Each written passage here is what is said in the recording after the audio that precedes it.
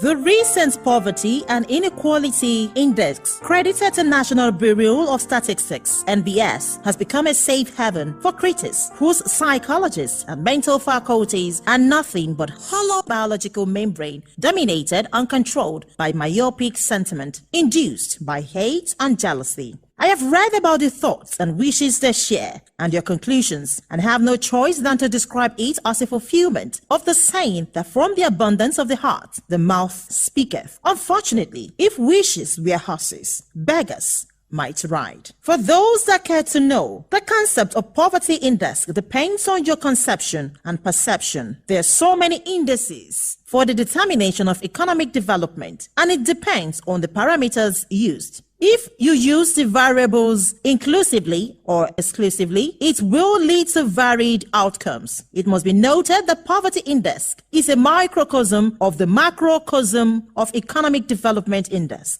Poverty index is an element in the pictorial of economic indices, but the standards, parameters, and yardsticks for the assessment of economic development are many and mutually inclusive. While in our vision as a state, we are looking at economic development indicators such as per capita income, security, mortality ratio, education, empowerment, including women mainstreaming, infrastructure, and environment. The yardstick used by NBS is consumption expenditures. A look at their survey methodology shows that NBS used National Living Standard Survey concept, which has to do with measuring living standard using computer-assisted personal interviewing software on tablet device. The survey is obviously not a perfect model or empirical methodology for the determination of actual economic development of a state or country. At best, I describe it as a neocolonial model for Africa, where questionnaires are used on trial and error basis to determine the consumption expenditures of households. For instance, the basis of using NLSS by NBS is that practically the calculation of consumption expenditures has an advantage of being comparatively easier to calculate, since household income may come from multiple sources across different seasons. But more importantly, households rarely report income with an acceptable degree of accuracy, possibly because of concerns of tax implications or privacy. NBS interprets poverty line as the monetary value of the food and non-food expenditures needed for an individual to achieve a basic level of welfare. This is indeed revealing.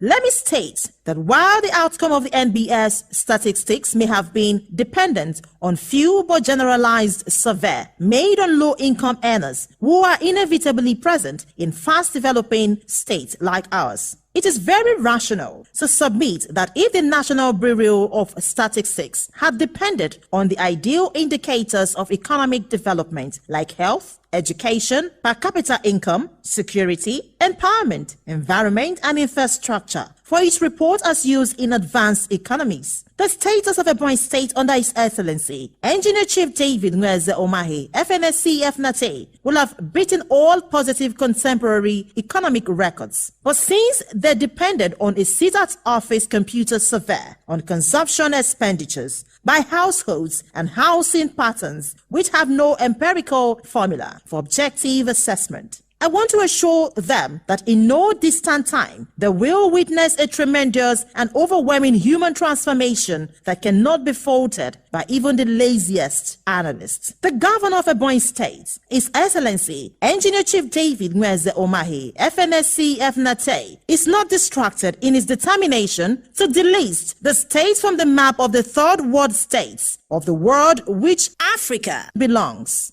Already, Ebonyi State is an emerging economy. Now, when you come to Ebonyi State, if you talk about human capital development and standard of living of the people, the state is making a great progress, courtesy of the administration of Engineer Dave Nweze Umahi. The governor is inspired by the mission to enhance the welfare of Ebonyi people and empower all Ebonyans to be self-reliant through the compassionate delivery of transparent and God-fearing governance based on integrity and dignity. In response to the wake-up call by World Bank and International Monetary Fund for the prioritization of human capital development, he is the first to create the Ministry of Human Capital Development. I can't remember any state that has such a ministry. He also established institutions that will enhance human development and sustain it beyond regimes. The Vocational College, King David Gifted Academy, the Agricultural Vocational Institute, and the Adult Education, which the governor established, are geared towards raising capacities and competencies of artisans, technicians, craftsmen, and entrepreneurs in order to lift the per capita income of the citizenry. The governor sees the empowerment of youths, women, widows, farmers, entrepreneurs, and indeed people of different shades of trades in the context of mental, financial, moral, psychological, and social empowerment, including